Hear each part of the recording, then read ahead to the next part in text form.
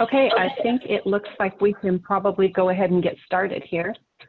So good morning, everyone. I'm Christina Sanders from Washington State University, and this morning we have Libby Carnahan presenting for us.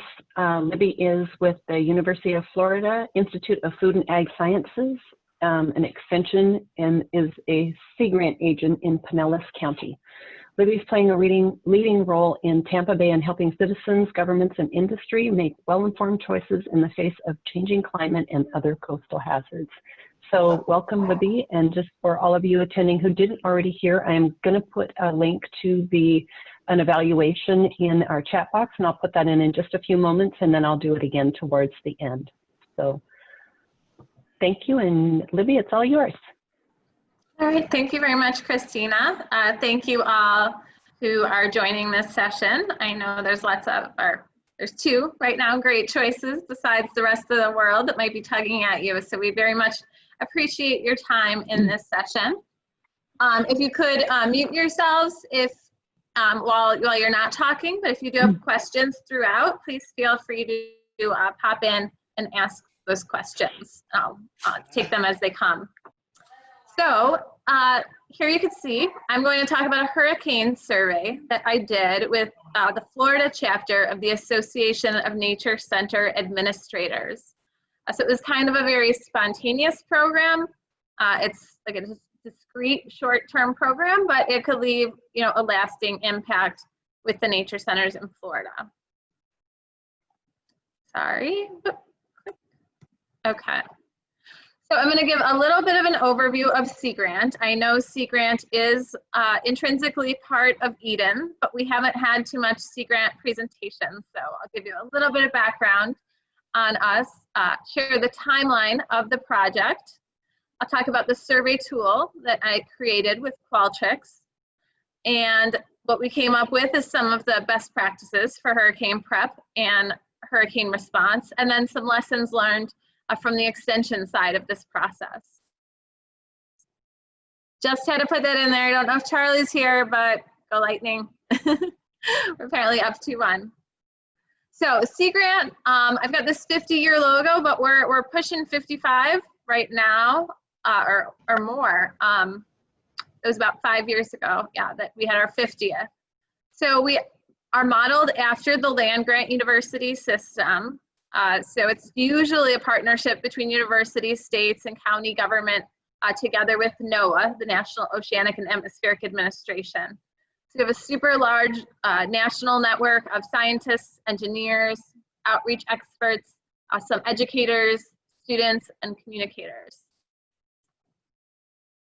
Where are we? We are in every coastal state, in the Great Lakes, in Guam, Puerto Rico, American Samoa.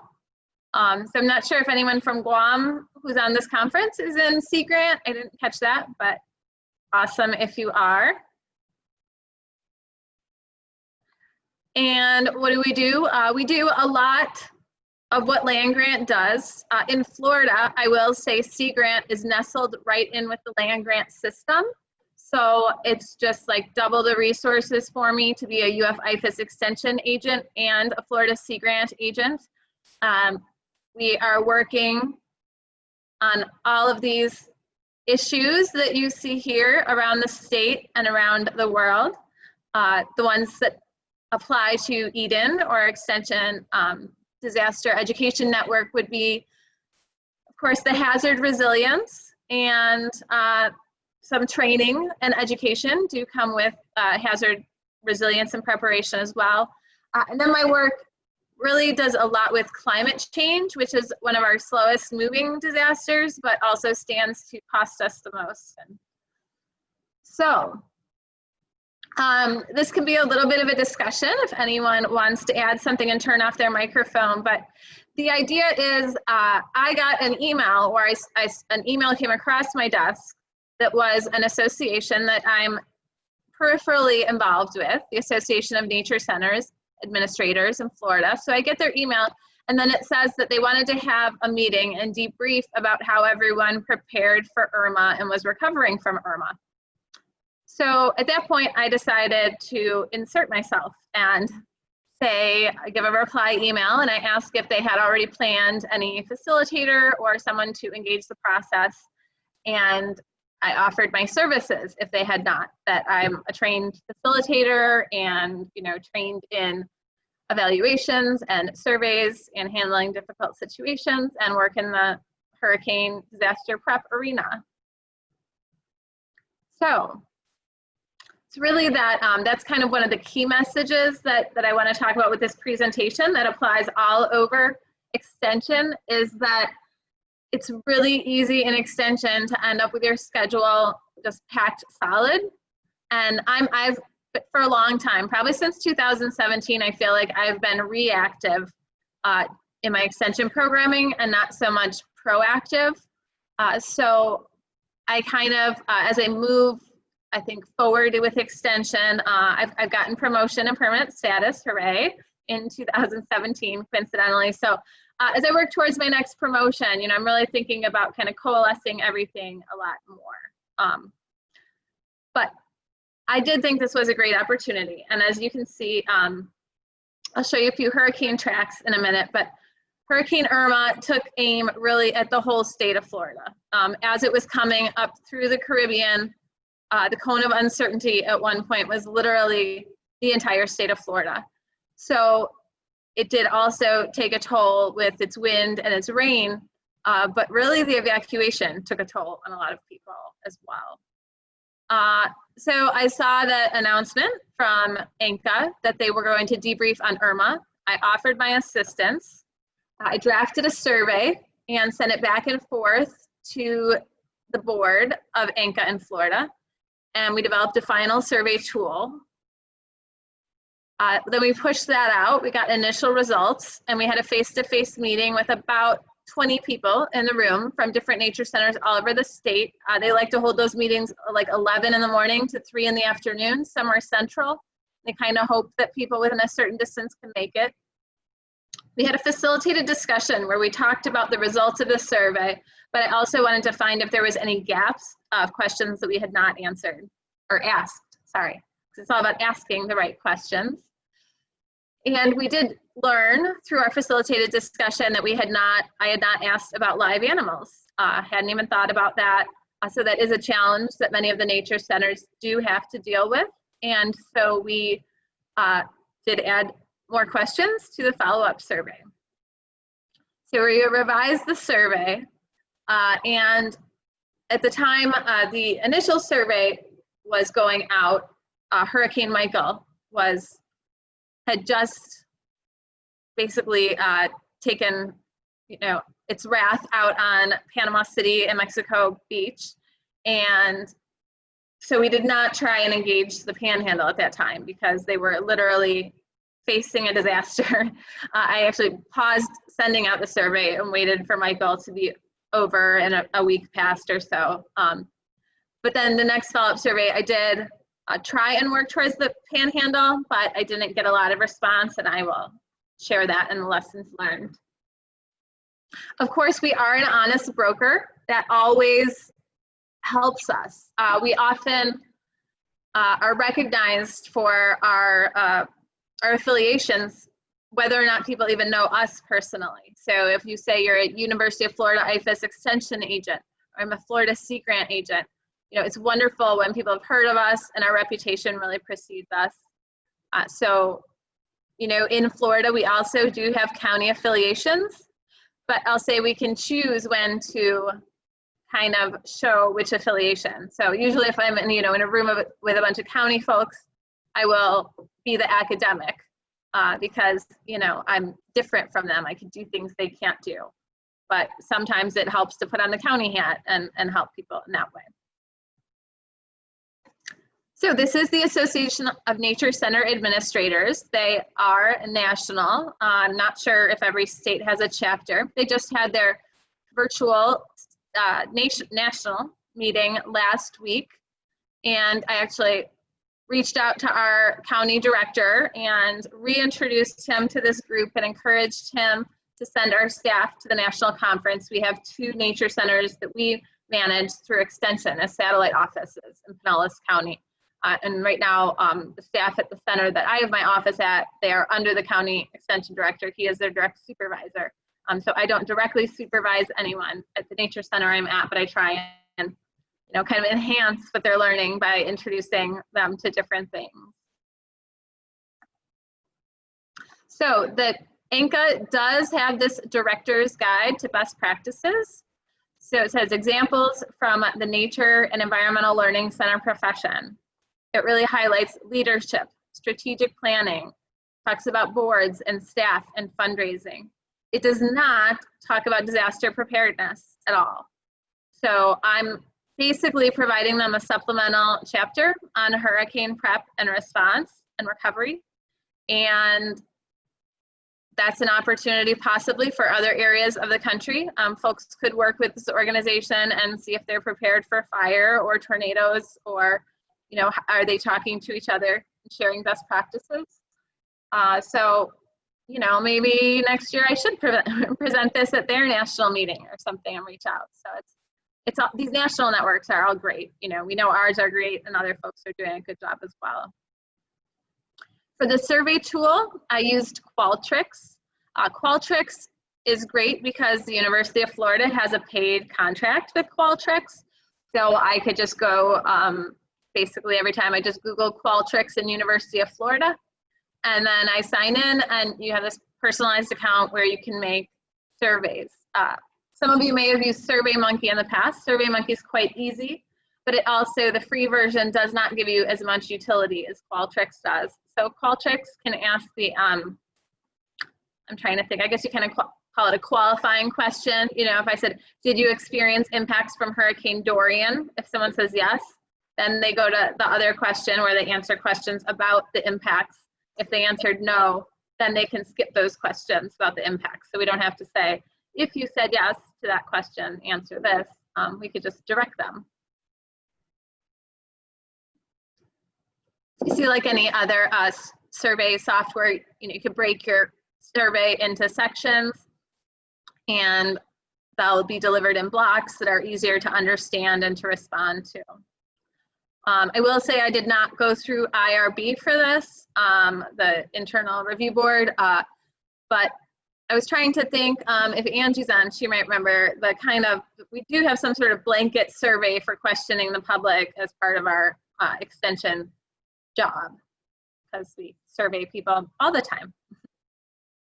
So hurricanes are a disaster, and they're a disaster that is increasing. So for climate change, the #1 resource that I go to is the National Climate Assessment. The most recent one came out on Black Friday, the day after Thanksgiving in 2018. And here's this chapter, a key message on disaster risk response to extreme events. And I'm just gonna read this really quick. Or not that quick, but. Extreme events pose significant risk to life, property, and economy in the Caribbean, and I could add Southeast United States, and some extreme events such as flooding and droughts are projected to increase in frequency and intensity. Increasing hurricane intensity and associated rainfall will likely affect human health and well-being, economic development, conservation, and agricultural productivity. Increased resilience will depend on collaboration and integrated planning, preparation, and response across the region. So we've seen these hurricanes that are kind of changing, right? They're rapidly intensifying in the warm Gulf of Mexico waters. We saw that with Michael, and then we saw that with Laura again this summer. And then sometimes they're stalling, and they're dropping tons and tons of rain, like Harvey did, and like Beta just did, and like Sally did as well. So the hurricanes are bringing more rain and more intensity. If you're a little bit of a weather guru, you might pay attention when you look, you can look at the National Hurricane Center website when there are active storms, and they've been changing their language over the years. They did do some work with Sea Grant and other folks about messaging, and so yeah, the storm surge messaging has kind of been slightly changing every year, but really getting people to think about the storm surge and not just the category of the storm is important. especially with sea level rise, that's going to cause higher storm surges than we had before. Okay, so this was the original response to the first survey. So we had a couple folks up in Northeast Florida, the Guantanamera Matanzas National Estuarine Research Reserve and Volusia Marine Science Center. They got Matthew, well, I'll show you the hurricanes in a minute. So Matthew kind of came along. Oh, wait, let's play. Hang on one second. Why not?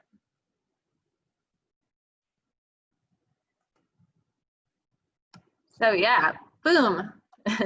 Matthew came close, let me just clear, sorry. Decided to have a little fun. So Matthew did come along and just kind of brush the coast, but they ended up with A1A, got washed out on certain parts. So they had impacts up there. And then these are all the responses that were from Hurricane Irma. So I say that I asked general questions if the nature centers prepared for the storm, if they got impact from the storm, and how they recovered from the storms. And then in the final survey, I asked them to pick kind of their worst storm and answer the questions based on that. So that's what this map means, is that when they answer the bulk questions, they're talking about this storm. Okay. So then here is the final, here's the final survey results. So then we added one Panhandle Education Center that experienced impacts from Hurricane Michael.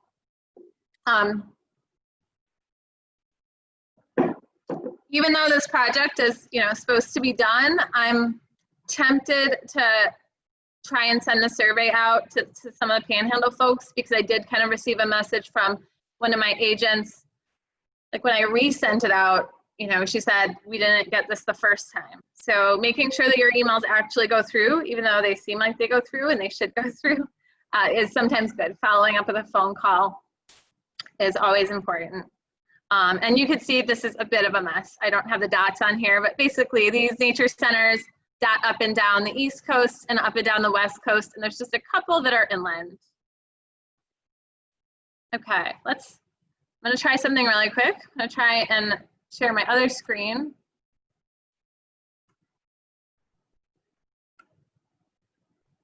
Gotta move this bar. Okay, so what I did here is I queued up some of these storms. So Hermine was actually 2016. This is great. Can you guys all see this storm? Yeah, because if Christine is watching something, then I know there's something to see. So this is neat that the Hurricane Center has this animated graphic that shows every forecast and how it changed over time. So basically, each time the orange button is the actual storm. So let's then go to 2017. Let me scroll down a little. Let's see what Matthew did, Florida. Okay, so there it forms in the Caribbean. It's moving up, crossing Cuba. Once again, hurricane buffs, we know that when it crosses Cuba, we always say, well, we don't really know what's going to happen. It depends how much it interacts with the land and if it's going to interact with the mountains. But yeah, you could see there, it got really close, just didn't actually make landfall, but caused some havoc for the Florida Northeast. Then we have Michael. I was traveling this year. Michael was 2018. Yeah, he was right before the original one. So you could see here I'm trying to see if one changes to a major. It formed on a Monday, and all right, I believe that was just a Monday that it was forming, and then by Wednesday it was a major. Yeah, there was the that it was a major. I believe they assessed it as ultimately being a Cat 5 when it hit land, but I'd have to check. It was a 4 or a 5. But yeah, I think Sunday it was on the radar, and then Wednesday it's crashing into the coast as major hurricane. Irma, this is probably going to give some of us a little post-traumatic stress disorder. Look at how long, she was out there. So Irma was out there, and we knew it was kind of headed towards Florida. It's interesting, I'm actually in my mom's house right now giving this presentation because it's empty, and this is where I was for Hurricane Irma. Decided her house is slightly safer than mine. Now look at all of Florida. Oh my gosh, it was just, did not know when it was going to make the turn to go north. So I'm in Tampa Bay. You know, it went fairly close to us, but we were on the west side. But yeah. And then Dorian, that Angie talked about in her talk, look at that, you know, Florida, entire state was in the cone of uncertainty again, and then it just, I guess a front came through and pushed it east. It became very slow moving. It sat over the Bahamas and really, really unfortunately kind of crushed the Bahamas, but missed Florida. Okay, so those are my fun graphics. So just so you know, I just Googled a hurricane and the name, and then I think animations or something. So pause, share, new share.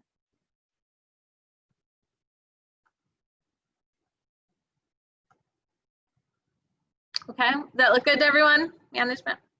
Okay, check my time. Okay. All right, so who responded to the survey? We had 21 nature centers that responded.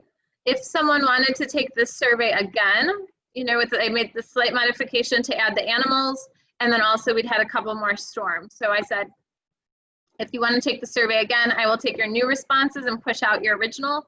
And we just had 2 nature centers that did that.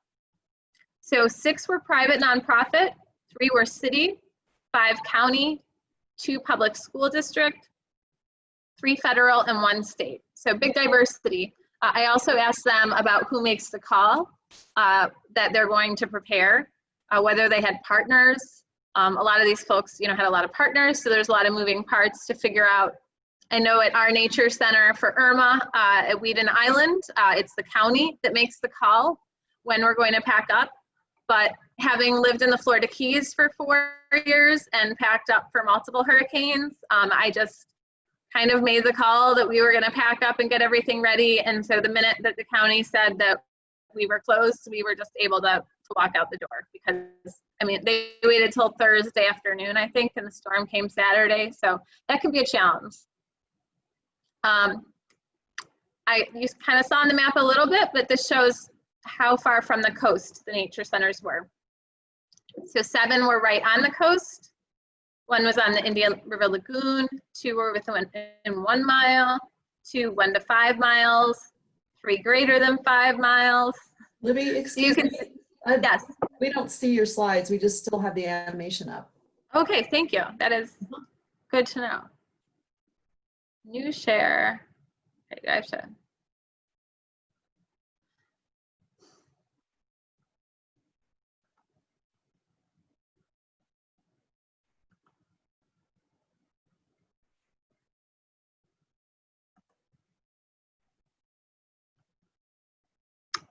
You see it now?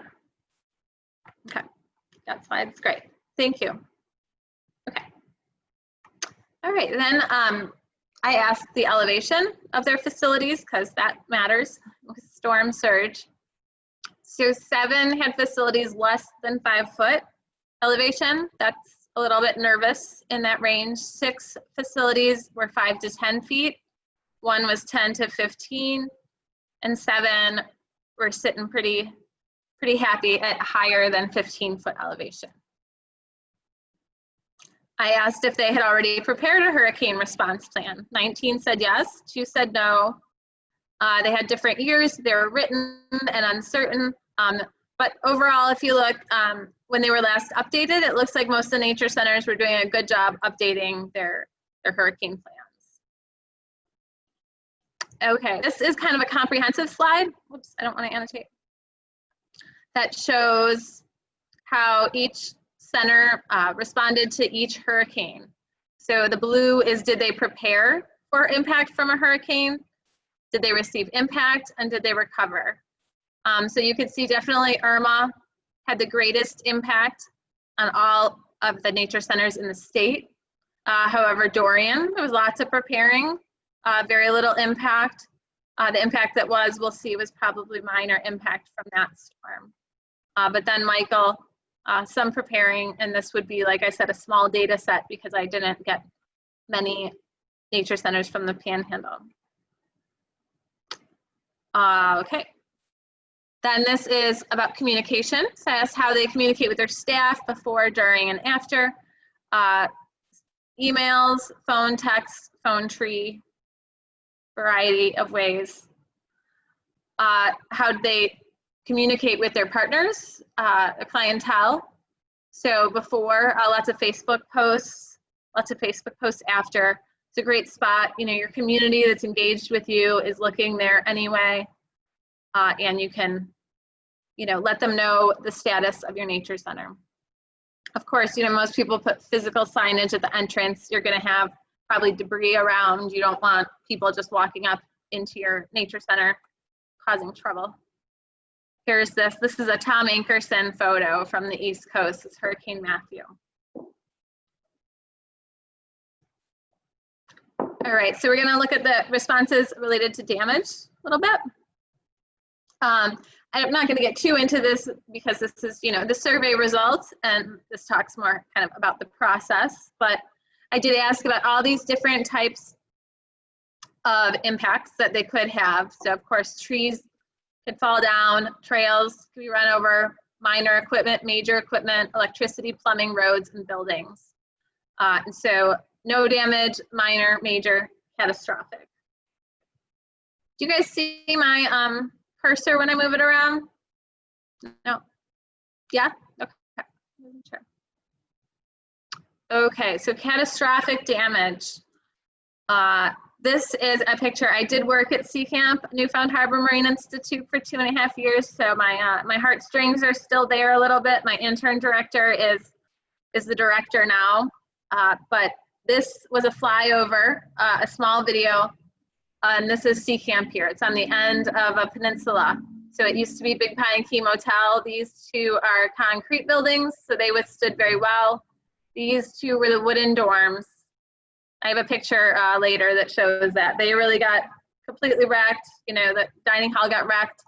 People nowadays, they are, a lot of people are flying drones or helicopters, but using drones as well to show people their neighborhoods so that they don't have to return and possibly get into harm's way after a storm. So through the Gulf of Mexico Climate and Outreach Community of Practice, wanted to plug that at some point, but that's a group that I'm part of that we'd welcome anyone that wants to join. We did have some nice schools cafes with people talking about their drone work after hurricanes. It's about insurance claims because they don't sound like fun. I've never had to really file any except for, you know, a small fender bender or something, but 8 people did file insurance claims. 5 found it somewhat cumbersome. 2 said it wasn't that bad, and 1 person chose not to answer. 6 people did not file claims at all. So looking at your personnel is important for them to see where did they pull their resources from after the storm, so that then they can know in the future that's where they're going to pull those resources, and they can support the resources better before, during, and after the storm. So, you know, oftentimes with county staff and so on, we're asked to be available right after a storm. And so some of these people in nature centers as well would be asked to, you know, be available to go assess them right afterwards. But the heavy lift there is definitely staff. So some volunteers and some paid contract work, but really staff, and that's a Hurricane Michael photo. Staff is the big heavy lift. These are some different online resources. Gosh, there's probably a lot more now, but just some that I had thought of to ask them if they made use of for recovery. So GoFundMe, Amazon wish list, you know, could be a good one, because I think, you know, lots of these nature centers have alumni, people that went to camps, and, you know, they have really good networks. So putting out the ask at the timely moment, I think, is quite important. I would say, I remember Marine Lab in Key Largo had their Amazon wish list up really quick after Irma, and I was trying to encourage Sea Camp to get one up quicker, but they finally did. And then I got to send them gloves and bug spray and some of that stuff through their Amazon wish list.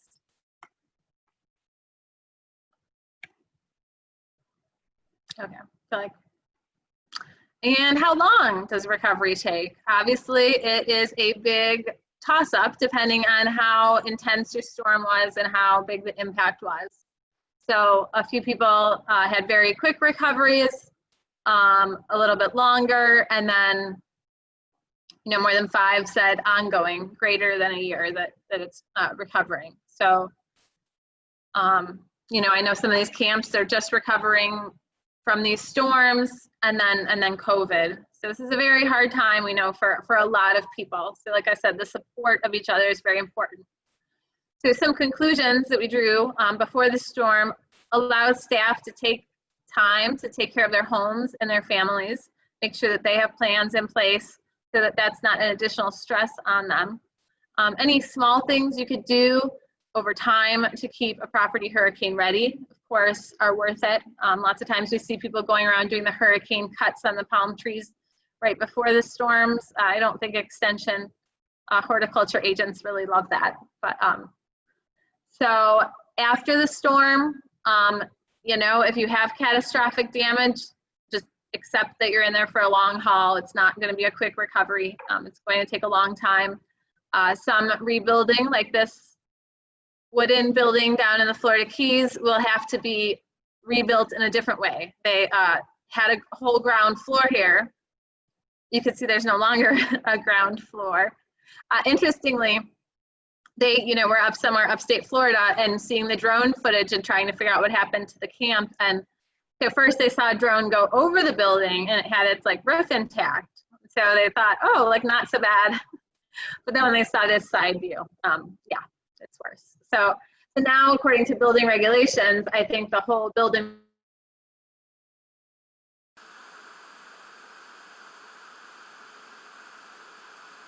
maybe I'll just leave it this way so I don't lose it. Okay, so some lessons learned with the whole project. You know, really we can, you know, we have our set programs, but leaving ourselves flexible to insert ourselves into other programs where we have subject matter expertise, or even to facilitate a conversation that we know is going to be challenging. Sometimes other groups might think about just jumping into a topic at a board meeting or something without a facilitator. And, you know, all of us who facilitate know that it's much better to have a facilitator usually who doesn't have an interest in the discussion. I like more and more. I'm in 9.5 years in extension now, and I am just about over, you know, planning that perfect program and then hoping that the people will come, because you're always nervous. It's like a party and you don't know if they're going to come. So I'm more and more in trying to meet people where they're at. You know, a neighborhood association who's having a meeting. Hey, let me talk to you about hurricane prep. You know, these nature centers, we're going to talk about hurricane prep. Okay, can I insert myself in with you? And then you have your network, you have the email group. I'm just going to be, you know, accessory. And then a lot of us have all heard that, you know, we're good at extension if we kind of can do a program and then work ourselves out of a job so that they're managing the program or so on. So this is, you know, something like this that could turn the survey tool over to them, or it's something I could say I could help in a few years if we want to refresh and update. Definitely work with the existing networks that we have. And like I said, the follow-up's important. When I didn't follow up with the Panhandle, I did not realize that they had not gotten the initial email. Pilot testing. Oh, I was going to add I forgot the slide about the live animals. But anyway, about half the people had live animals that they had to care for. Some had mammals and reptiles and all this stuff. So definitely need to think about other living beings that you need to keep alive at these times.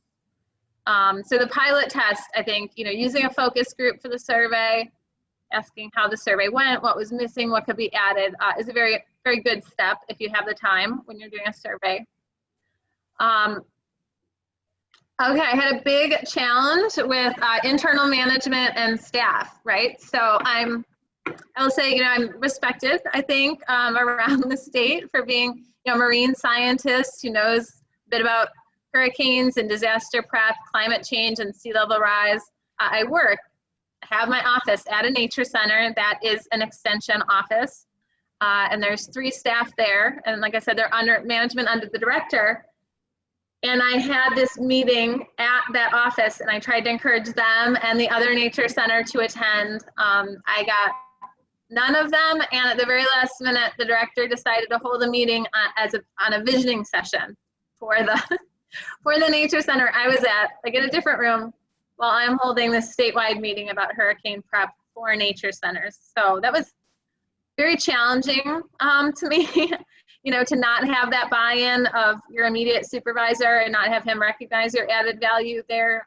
So there's real challenges for sure. And then self-discipline, it's always something that, you know, I have to deal with as agents. We take on multiple projects. Something like this is really set kind of on my own timeline because I picked it up. It's great because the organization sees everything that you're doing as just awesome. You know, they're just happy to have you do some extra work for them as a nonprofit. So you can form great relationships in that way, but then you got to have the self-discipline to stay on task, on time, get things done and submitted in a good manner. And really that's pretty much it. The last slide was just my contact and for questions. I do have a Twitter. I haven't been tweeting at this conference. I don't know if anyone has been, but Instagram as well now for work. It's a little slow because I think it's a weird time to share happy pictures, but I'm getting back into the idea of sharing education photos and things like that. So I think I'm just about at time. Does anyone have any questions at all? And a reminder, the evaluation's in the chat, of course. Please fill it out. Okay. Thank you all for attending. Is there anything in the chat? I wasn't monitoring. There weren't any questions in the chat, Libby. I did post the, oh gosh, I just posted the last person I emailed in the chat instead of the evaluation. But I'll copy that and paste it there again for you guys. I think it's actually still in there from the beginning. Can you guys see that? It depends when we log in. Like, so since I just logged in before mine, all I have is everything since then. But anyone who just came from mine can't see it. So could someone repost it? Yep, I will. Okay. And we do have a question there. Okay. It says, I might have missed this part, but was the survey addressed to a particular person in the Nature Center?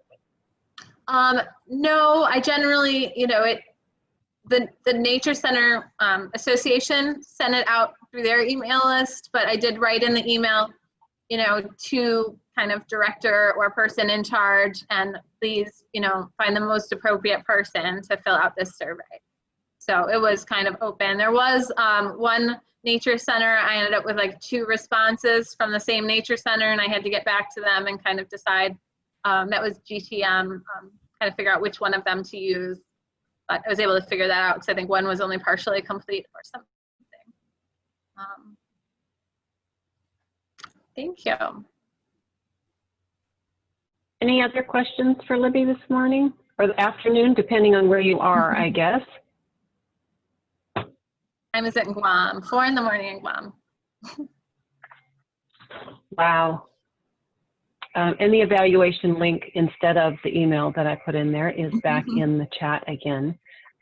So thank you everyone for attending, and thank you so much, Libby, for your presentation. I love the graphics, by the way. Thank you. I'm a very visual learner, so having those animated graphics work very well for me, so thank you. Yeah.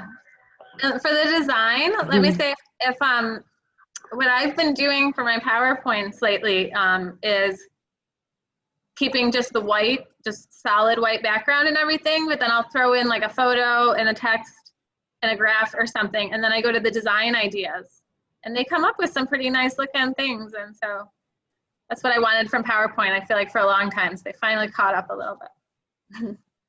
I will stop sharing. Pause share. Okay. All right, and we are pretty much right on time, so thank you all.